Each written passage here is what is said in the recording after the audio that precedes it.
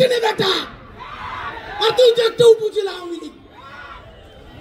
কোন মন্ত্রী হওয়ার জন্য, এমপি হওয়ার জন্য, প্লট বাগানের জন্য, বিদেশে বাড়ি কেনার জন্য এই জুলাইয়ের পর থেকে আমরা রাজপথে নামি নাই। তার কোনো মাস্টার মাইন্ড নাই, একমাত্র মাস্টার মাইন্ড আর শুরু করে মহান আল্লাহ আর বাংলাদেশের 18 কোটি জনগণ। এই জুলাইয়ের যত দায়, সেই সমস্ত দায় আমি আমার ভাইয়েরা সহ বাংলাদেশের 18 কোটি মানুষেরও। আমরা বলেছি, আপনাদেরকে ফাঁকে বলি, গত 3-4 দিন ধরে আমাকে প্রবাসী, আমার এলাকার, আমার উপজেলা জেলার যে সমস্ত বন্ধুরা যারা বিদেশে থাকেন, অনেকে ফোন করে বলছেন যে আওয়ামী লীগের বিভিন্ন লোকজন আমার উপজেলার আমাদের পরিচিত বিভিন্ন ভাই বোনদেরকে ফোন করে আমার ডিটেইলস জানতে চায়। RICL TMX, যুগের পর যুগ স্থাপনা থাকে মজবুত। আমার এক্সাক্ট বাড়ি, আমি ঢাকায় কোথায় কোথায় থাকি, তো আমার স্বাভাবিকভাবে মা ফোন করে কান্নাকাটি করছেন, তাদেরকে ফোন করে অনেকে জানাচ্ছেন। আওয়ামী লীগের গুন্ডা গণহত্যাকারীরা স্পষ্ট জেনে রাখো, কোন প্রাডো মার্সিডিজ বেঞ্জ নিয়ে সারা ঢাকায় আমি ঘুরে বেড়াই না।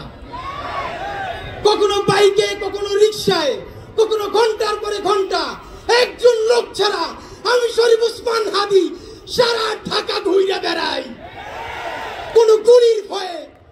আমার উপজেলার আওয়ামী লীগের চেয়ারম্যান 10 দিন ধরে দেখা করতে চাই। গতকালকে বললাম, আপনি যত ফেরেশতা হন, আপনি গণহত্যা না করেন, এই গণহত্যাকারীর সমর্থন যোগাইছেন। আমার কোন নৈতিকতার ভাবে আপনার সাথে আমি 1 মিনিট দেখা করতে পারি না। তিনি আমার মেসেজ দিলেন, ভাই সারাদিন বাংলাদেশ এমন থাকবে বলা যায় না কারে কি কাজে লাগবে, আপনি যদি দেখা না করেন একজনের পাঠান, একটু দেখা করতে চাই। খুব ডরাইছি। আরে হাসিনা আমারে চেনে বেটা, আর তুই তো একটা উপজেলা আওয়ামী লীগ। কোন মন্ত্রী হওয়ার জন্য, এমপি হওয়ার জন্য, প্লট বাগানের জন্য, বিদেশে বাড়ি কেনার জন্য এই জুলাইয়ের পর থেকে আমরা রাজপথে নামি নাই। রাজপথে নেমেছি সোজা একটা, আমার যে শহীদেরা, স্বীকৃতি যারা আছে, তারা এখন পর্যন্ত এই রাষ্ট্রের আইনি কাঠামোতে দেশদ্রোহী, তাদেরকে আমরা এই জাতির শ্রেষ্ঠ সন্তানের স্বীকৃতি এনে দেবই দেব ইনশাআল্লাহ। আজকে আপনাদেরকে মনে করি যে আরিফিন ভাই গেছেন, সেদিনকে প্রোগ্রামে নাইম ভাইও গেছেন। আমরা মাঝে মধ্যে চিন্তা করি, আমরা যে রাজপথে মাটি কামড় দিয়ে পড়ে আছি, এর সিগনিফিকেন্স কি।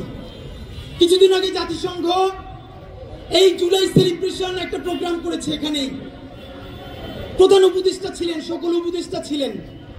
প্রধান উপদেষ্টার বক্তব্যের আগে 4 মিনিট নারায়ণগঞ্জের মাহবুব ভাই, যিনি 2 চোখ অন্ধ হয়ে গেছে, মাত্র 4 মিনিটের একটা ডকুমেন্টারি জাতিসংঘ করেছে, সেটা আমাদেরকে দেখিয়েছেন। আমি বলতে পারি ওই প্রোগ্রামে এমন কোন লোক ছিল না যারা অঝরে কান্না করে নাই। আমরা ইনকিলাব মঞ্চের 10 জন আমরা এমন জোরে কান্না করছিলাম, পাশের মানুষও বিব্রত হয়ে যাচ্ছিল। আপনারা এখানে এমন কেউ নাই মাহবুব ভাইয়ের 4 মিনিটের ভিডিওটা দেখলে নিজেকে স্থির রাখতে পারবেন। তার মা তাকে জিজ্ঞেস করছে, রাত্রিরে ঘুমাও না কেন? সে বলছে, মা এখন তো আমার কাছে কোনো রাত দিন নেই, 24 ঘন্টাই অন্ধকার।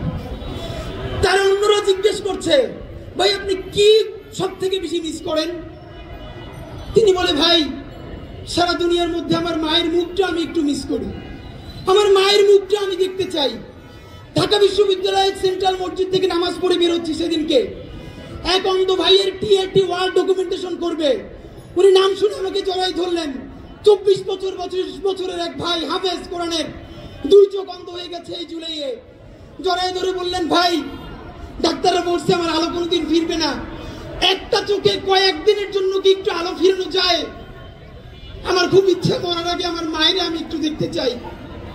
ভাইরা আমার মনে হচ্ছে এই আলো যদি এখন আমার চলে যায়, আমি 24 ঘন্টার মতো এক বাবা আমার সন্তানের হাসিটা দেখতে চাই।